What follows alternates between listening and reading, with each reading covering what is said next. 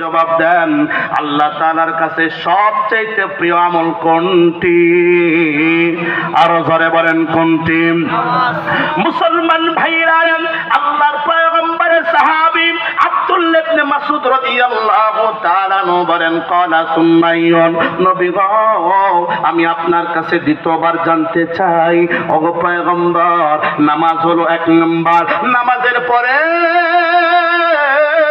আল্লাহ তাআলার কাছে সবচেয়ে দামি আমল কোনটা? যুবক কোন দিক নজর করা যাবে না, আমার বয়ান কিন্তু এমনই খুব সূক্ষ্ম নজর দিতে হবে।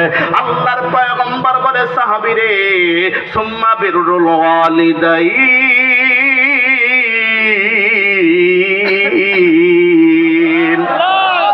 আল্লাহর পয়গম্বর বলে, এ দুনিয়ার উম্মতেরা রে, এক নাম্বার আল্লাহর কাছে দামি আমল হইল নামাজ, দুই নম্বরে আল্লাহর কাছে রমজানের রোজা না, দুই নম্বরে আল্লাহর কাছে দামি যাকাত নয়, দুই নম্বরে বাইতুল্লাহর মুসাফির হজ করা দামি নয়, দুই নম্বরে জিহাদের ময়দানে জীবন দিয়ে শহীদ হইয়া বিনা হিসাবে জান্নাতে যাবে, এইটা দুই নম্বর নয়। আল্লাহর পয়গম্বর বলে, সাহাবীরা রে, ও সাহাবারা, নামাজের পরে আল্লাহর কাছে যে আমলটা সবচেয়ে প্রিয় যুবক, সেটা হলো দুনিয়ার সন্তানেরা মা বাবার খেদমত করবে, দুনিয়ার সন্তানেরা মা বাবার সাথে ভালো ব্যবহার করবে।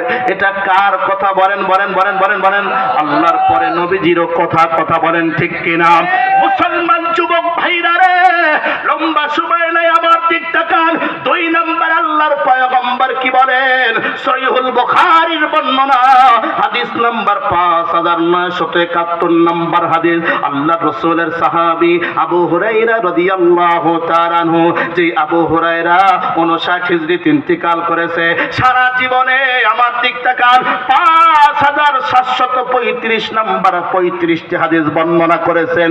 আবু হুরায়রা রাদিয়াল্লাহু তাআলা আনহু বলেন, যা রাজুলুন ইলা রাসূলিল্লাহি সাল্লাল্লাহু আলাইহি ওয়াসাল্লাম, একজন গ্রাম্য ব্যক্তি নবীজির দরবারে আসলেন। ফাকালা ইয়া রাসূলুল্লাহ মান আহাক্কুন নাস বিহুসনি সাহাবাতি, যুবক আমার দিকে তাকায়ো। আল্লাহর পয়গম্বরের সাহাবী আল্লাহর পয়গম্বরকে ডাকতে বললেন, নবী গো আপনার কাছে আমি জানতে চাই, মান আহাক্কুন নাস বিহুসনি সাহাবাতি, নবীজি আমি আগে মার খেদমত করব নাকি বাবার খেদমত করব? আল্লাহু আকবার বলবেন না? মুসলমান যুবক ভাইরা রে, আল্লাহর পয়গম্বর কি বলে? যুবক একটা লোক এদিক সেদিক নজর করবে না। আল্লাহর পয়গম্বর জবাব দিলেন, সাহাবীরে ক্বালা উম্মুকা, তুমি তোমার মার খেদমত আগে করবে। আল্লাহু আকবার বলেন। মুসলমান ভাইরা রে, আল্লাহর পয়গম্বরের কাছে গিয়ে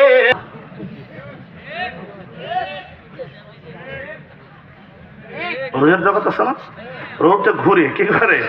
ঘুরে ভালো জায়গাতে যায়, খারাপ জায়গাতে যায়। এরা একটাও ভালো জায়গাতে যায় নাই, সারা রাত টোটো কোম্পানি করে কি করছে? খারাপ জায়গাতে গেছে, যা যা খারাপ বুদ্ধি নিয়ে এসে কিভাবে মানুষ মারা যায়, কিভাবে নষ্ট করা যায় পরিবেশ, সেগুলো করছে। কথা কম, শতবার্ষিকী কি বার্ষিকী 100 বছর পূর্তি উপলক্ষে সারা বাংলাদেশ কত কোটি টাকা বাজেট করছিল? কম না কে? সারা বাংলাদেশ কত কোটি টাকা বাজেট করছিল রে ভাই?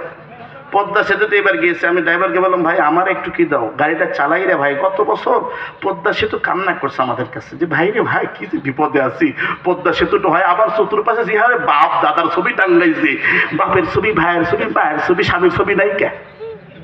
কি নাই? স্বামীর ছবি নাকি? না না, স্বামীর ছবি রাখা যাবে তো।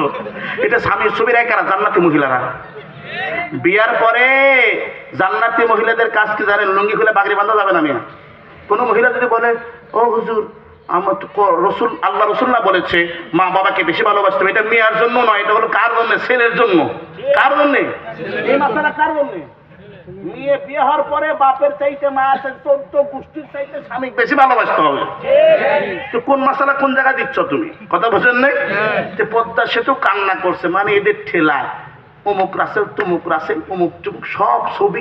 আল্লাহর পয়গম্বর বলেন, মনে আছে নাকি? সাহাবীরে ক্বালা উম্মুকা, তুমি তোমার মার খেদমত আগে করবা। আল্লাহর পয়গম্বরের সাহাবী দ্বিতীয়বার জিজ্ঞাসা করেন, আমার দেখতে কান যুবক, বলে গেলে চলবে না। আল্লাহর পয়গম্বরের সাহাবী বলেন, নবীজি সুম্মা মান, এরপরে আমি কার খেদমত আগে করব? আল্লাহর পয়গম্বর বলে, সুম্মা উম্মুকা, দ্বিতীয়বার তুমি তোমার মার খেদমত আগে করবা। ক্বালা সুম্মা মান, নবী গো তৃতীয়বার আমি জানতে চাই আমি মার খেদমত আগে করব নাকি বাবার খেদমত আগে করব? সুবহানাল্লাহ বলেন। ইয়া মুসলমান।